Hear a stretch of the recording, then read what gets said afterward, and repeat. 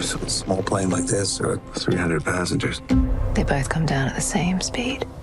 Thanks. I'm just saying. No fuel! Mayday! Mayday!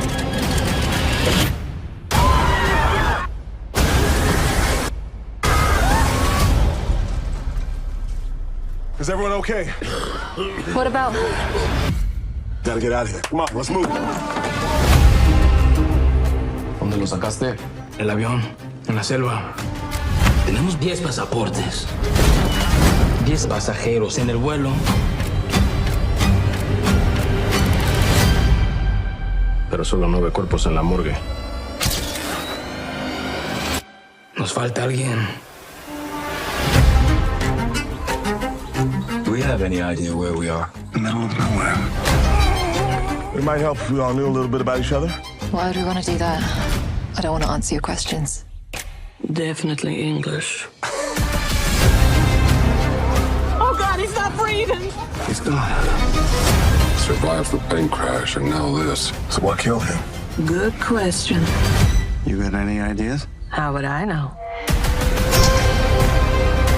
2 bodies, 2 days. How many more of us are gonna join us? One of us is a killer. Who? It's not just a question of who, it's why. Let's all assume the worst of each other, because that's helpful. Sounds like a plan. Funeral plan. We're not alone here. We're being watched.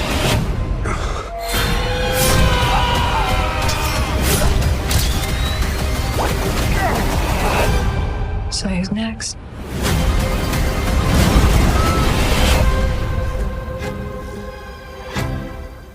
Hello, everyone. My name is Heather Hurt with the NRW, where nerds rule the world, and I am speaking to the creator of 9 Bodies in a Mexican Morgue, coming to MGM. How are you today, sir? I'm sorry, I didn't say your name. Anthony Horowitz. I'm talking to Anthony Horowitz. How are you today, sir?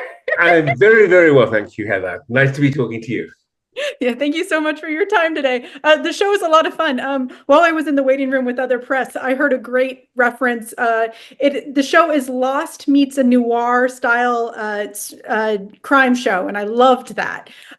Where did this show spawn from, where you can get those types of descriptors? Well, first of all, I did love Lost, so I'm very happy to be compared to that wonderful show.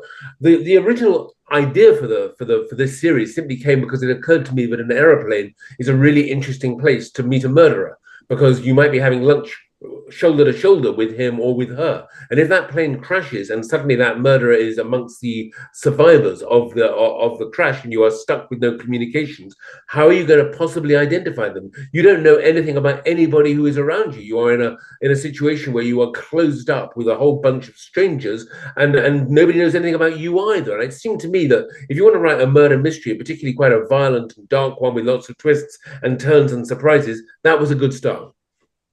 Absolutely. That was a beautiful way to put it. Absolutely wonderful. Well, so let's talk about the airplane a little bit. Why a small private jet-esque situation instead of a commercial flight? Because there are many from Mexico to Texas. Well, first of all, because yes, of course there are. But the thing is that I wanted to be able to limit the number of people involved in this drama, and I didn't want there to be like sort of 100 corpses strewn across the jungle at the beginning.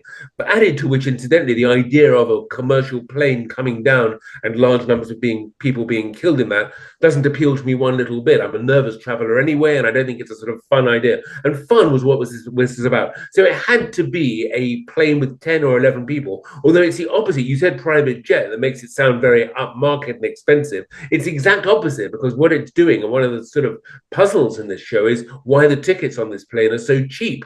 Nobody's paid a great deal of money to be on it, and some of the people who are on it, yes, there's one character, Amy, who is the daughter of a big tech billionaire, and so she's got plenty of money and could be going private, but the rest of them were all fairly sort of ordinary people. There's a doctor, there's a couple who own a motel, there's an insurance investigator, there's a wrestler, a Mexican wrestler, Lucha Libre. So these aren't wealthy, rich people, they are very ordinary people, all of whom, of course, have secrets, some of whom aren't actually being truthful about who and what they are. But that was what my idea was. It had to be a small plane with a limited cast.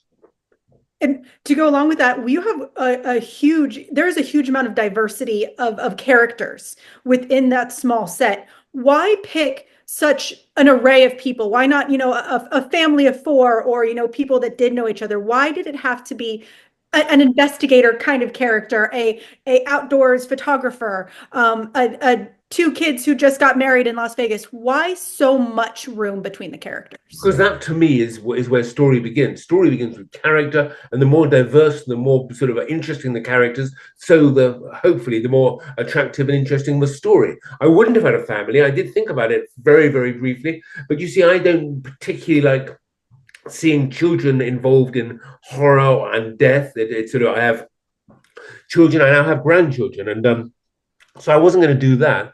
And I thought we got a pretty good balance. And, one of the great things was when we started casting the show, we got this amazing cast turning up, with Kevin Anderson, played by Eric McCormack, the first to join us. And I realized that one of the reasons why they came in, I think they may say different things, but I think one of the reasons they wanted to do this was that the characters they were being asked to play were recognizable. They were interesting. They weren't just ciphers waiting to either be murdered or to be revealed as the murderer. Absolutely. That is wonderful, wonderful way to put it. Thank you so much, Anthony, for your time. 9 Bodies in a Mexican Morgue premieres on MGM Plus on Sunday, March 2nd at 9 p.m. And of course, for an international crowd, please make sure you check your local listings and your streaming services. Thank you so much for your time, and you have an absolutely beautiful day. Thank you.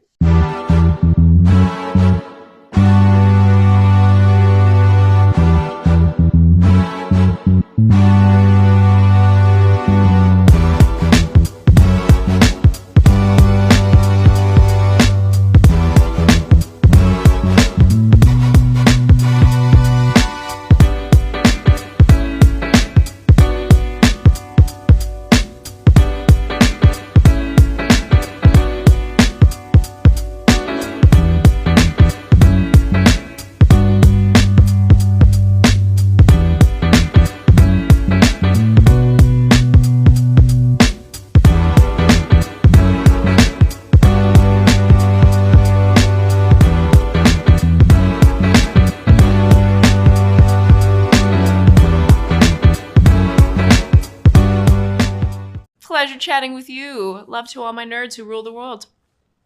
Yeah. Nerds rule the world. Yes, we do. Thanks. Nerds rule the world. Thank you. I love the nerds ruling the world. So more power to you. Patrick, what up, man? And yes, they do. Nerds rule the world, kid. Yes, sir. Thank you. Awesome. Kuya P, nerds rule the world. Hello. Yes, they do. Yes. Oh, nerds rule the world. I got.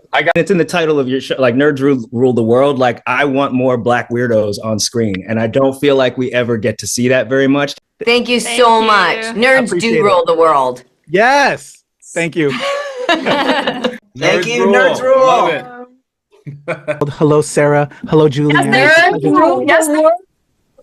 Rock on. I love it. Thank you so much. Thank you, ladies. Thank you so much. Thank you. Yes. Thank you, guys. Bye. Bye. It's good to see you. I love Nerds Rule the World. But yeah, there's a heavy nerd component, man. Yeah. And at the end of the day, if you ask me, nerds rule the world. So absolutely. It's your boy Kuya P. Nerds rule the world. Thank you so much, guys. I appreciate you. They rule the world all right. Yes. Take care, Tony. Thank you, guys.